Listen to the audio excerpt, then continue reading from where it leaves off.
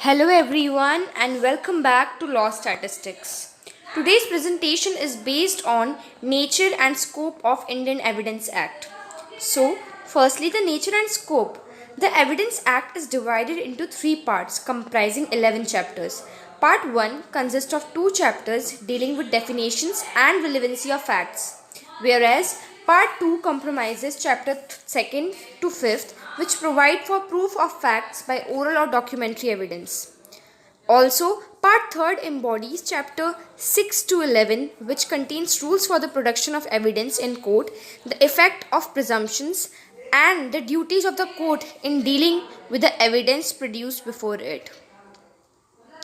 Also, there are two cardinal principles of the law of evidence. What is relevant may be proved, but everything that is relevant may not be admissible as evidence. This admissibility of evidence is tested on the basis of the truth value of the relevant facts. For example, certain facts through relevant are excluded under Evidence Act. First is the hearsay evidence and second is the evidence by the opinion of others. The third part is the fact that any person's character is such as to tender certain conduct imputed to him, probable or imputable, is also excluded. Thus, it should be noted that the law does not admit every fact which is logically relevant. The fundamental principle of the law of evidence, namely that evidence must be confined to the matters in issue, is qualified by the following two fundamental principles. That is, the hearsay evidence is not to be admitted. Secondly, in all cases, the best evidence must be given. Also, if we talk about the another points, the Act makes an attempt to define positively and enumerate the relevant facts. The concept of relevancy is laid down in section 11 of the Act. Facts which are inconsistent with facts in issue or relevant facts are those which render highly probable or improbable the facts in issue are themselves relevant. In English law, the law of evidence generally states what facts cannot be adduced. In brief, the questions which of the law of evidence attempt to answer are the following. What kind of facts may be proved in order to establish the existence or non-existence of a fact in issue? What kind of proof is to be given of those facts? Third, who is to give that proof? And fourth and the last one is how is that proof to be given? The first is what kind of facts may be proved. Sections 6 to 16 of the Evidence Act state that facts which are logically connected with the facts in issue and which make the existence or the non-existence of the fact is in issue, probable or improbable, can be proved. For example, in a trial for murder, the facts that the accused had for committing the murder makes the interference of the murder possible. Similarly, the fact that he purchases some poison just before the murder when the death is suspected to have been caused by such poison makes his having committed the murder probable. Further, the facts that after the victim drank the content of the glass, the accused cleaned the glass might make the interference of his having committed the murder possible, as by this subsequent conduct the accused might have attempted to destroy the evidence. This is the very first question which arises in our mind, that what kind of facts may be proved.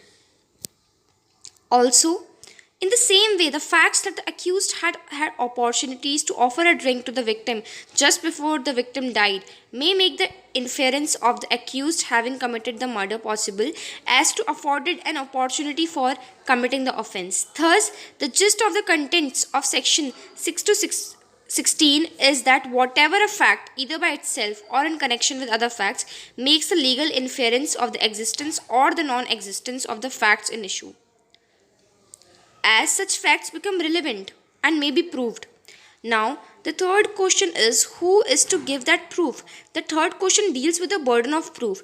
There are certain facts which need to be proved before the court takes notice of them.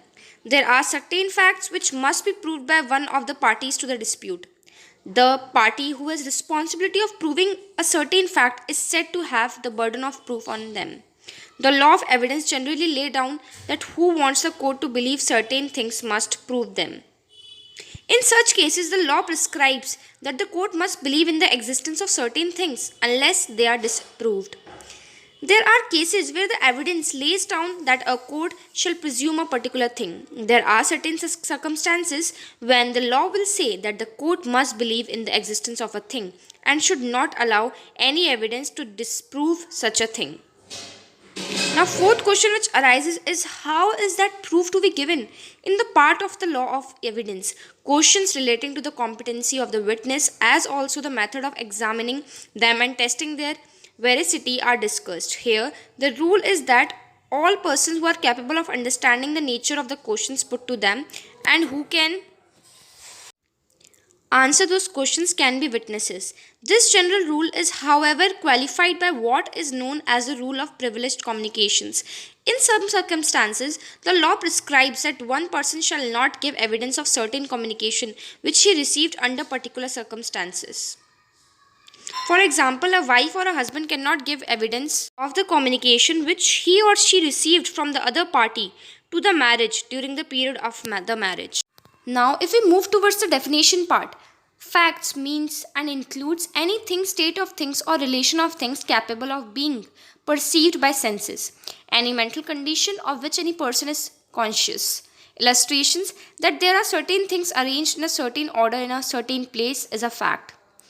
That a man heard or saw or said something is a fact. That a man holds a certain opinion, has a certain intention, acts in good faith or fraudulently, or uses a particular word in a particular sense, or is or was at a specified time conscious of a particular sensation is a fact. Lastly, that a man has a certain reputation is a fact. Also, if we talk about fact and issue, it means and includes any act from which either by itself or in communication with other facts the existence, non-existence, nature or extent of any right, liability or disability asserted or denied in any suit or proceedings necessarily follows. Any fact asserted or denied in answer to an issue of facts recorded under the Civil Procedure Code. A fact and issue is called the principal fact or factum probandum. It is the fact which is sought to be proved. Facts which are in disputes are fact and case. Evidence becomes necessary only in reference to such facts. Further, these are the facts which constitute the right or liability. Also, the following illustration will make it clear the point. A is accused of the murder of B. At his trial, the following facts may be an issue: that A caused B death, that A intended to cause B's death, that A had received, gave, and sudden provocation from B, that A at the time of doing that act which caused B's death was a reason of unsoundness of mind incapable of knowing its nature. Thus, every fact which a plaintiff must prove in order to get an adjudication in his favor or which a defendant may prove to defeat the suit becomes a fact and issue. Facts and issue will depend upon the provisions of the substantive law applicable to the offense. If thus it is cleared that facts and issue depends upon the ingredients of the offense and the state of the parties' pleadings. Now, the relevant facts. One fact is said to be relevant to another when the one is connected with the other in any of the ways referred to in the provisions of the Act related to the relevancy of facts. Facts logically connected with the facts and issue mentioned under section 5 to 16. Admissions and confessions mentioned in section 17 to 31. Statements by non-witnesses, section 32 to 30. Statements under special circumstances mentioned in section 34 to 37. Judgment in other cases mentioned under section 342 to 344. Opinions of third persons from section 45 to 51. And lastly, evidence as to character mentioned under section 52 to 55. It is to be noted that the section does not define the term relevant. Rather, it simply indicates that when one fact becomes relevant to another. Normally, facts relevant to an issue are those facts which are necessary for proof or disproof of a fact and issue. Thus, relevant facts or factum probans are those which have a certain degree of probative force. Relevant facts are not themselves an issue, but are foundation of interference regarding them. Different kinds of evidence. According to Stephen, the word evidence is used in three senses: word uttered and things exhibited in court. Facts proved by those words or things which are regarded as grounds words of inference as to other facts not to proved, and relevancy of a particular fact to matter under inquiry. Bentham said that any matter of fact of the effect, tendency, or design which, when presented to the mind, is to be produced in a mind a persuasion concerning. Taylor said that the word evidence to mean all the legal means exclusive of mere argument which tend to prove or disprove any fact the truth of which is submitted to judicial investigation. The fundamental rules of English law of evidence are: evidence must be confined, matter in issue. Hearsay evidence is not to be admitted. In all cases, the best evidence must be given. If it The two fundamental rules on which the law of evidence is based are: no facts other than those having rational probative value should be admitted in evidence. Secondly, all facts having rational probative value are admissible in evidence unless excluded by a positive law. Section 5 of the Act says that of the relevancy of fact, evidence may be given of facts in issue and relevant facts. Evidence may be in any suit of proceedings of the existence or non-existence of every fact in issue and of such other facts that are hereinafter declared to be relevant, and of no other. This section shall not be enabled any person to give in evidence of a fact which he is disentitled to prove by any provisions of the law, as for the time being in force related to civil procedure. Section 5 basically covers this relevancy of facts. What is evidence now? It is defined in Section 3. All statements which the court permits or requires to be made before it by witnesses in relation to matters of fact under inquiry, such statements are called oral evidence. All documents, including electronic records produced for the inspection by the court, such documents are called documentary evidence. So, here we talked about two types of evidence, which are the oral evidence, and the second one is the documentary evidence. Now, if we move towards the different kinds of evidence, best evidence. The best evidence or the original evidence means the primary evidence. Here, the case in relevance of this is given. The name of the case is Murka Properties versus Bahari Lal. Now, if we talk about circumstantial evidence means the evidence of circumstances and is sometimes referred to as presumptive evidence.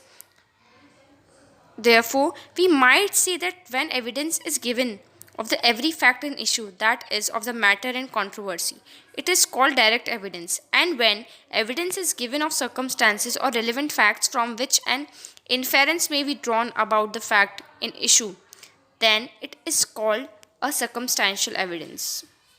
So here we learned about the circumstantial evidence, which is sometimes referred as presumptive evidence. Now we will learn about corroborative evidence and substantive evidence. Corroborative evidence must be taken along with the substantive evidence. When evidence is given of the fact in issue or of a relevant fact, that is called substantive evidence. And basically they are mentioned and permitted under section 156 and 157. If we talk about the indirect evidence, known in forensic procedure by the name of circumstantial evidence, is either conclusive or presumptive. Whereas if we talk about hearsay evidence, Stephen says the word hearsay issued in various senses. It is the fundamental rule of English law of evidence that hearsay is not admissible. Now, if we talk about the corroborative evidence and substantive evidence. Direct evidence. The word direct evidence is used in two senses, as opposed to hearsay evidence, as opposed to circumstantial evidence. In the first sense, direct evidence is the evidence of a fact actually perceived by a witness with his own senses or an opinion held by him. And in the second sense, direct evidence is that which goes expressly to the very point in question and proves it, if believed without aid from inference or deductive reasoning. Eyewitnesses to a murder is direct evidence. In jurisprudence, however, direct evidence is commonly used in the secondary sense, limited to cases where the principal facts or factum probandum is attested directly by witnesses, things, or documents. Indirect evidence, known hearsay evidence when admissible. In R. V. Rauji 6 Bond LR 34, where the object of the legislature is simply to provide preventive measures, evidence of reputative through hearsay is admissible.